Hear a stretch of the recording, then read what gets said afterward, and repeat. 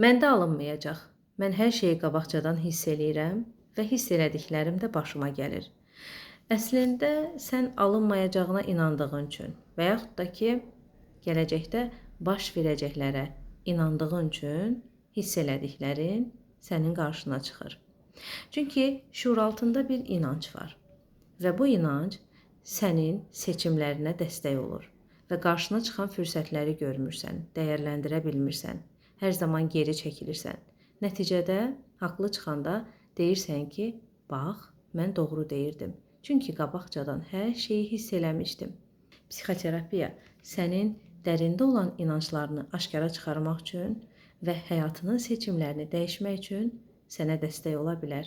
Sən inanclarını görəndə və inanclarını dəyişəndə artıq bu sənin seçimlərinə təsir göstərir.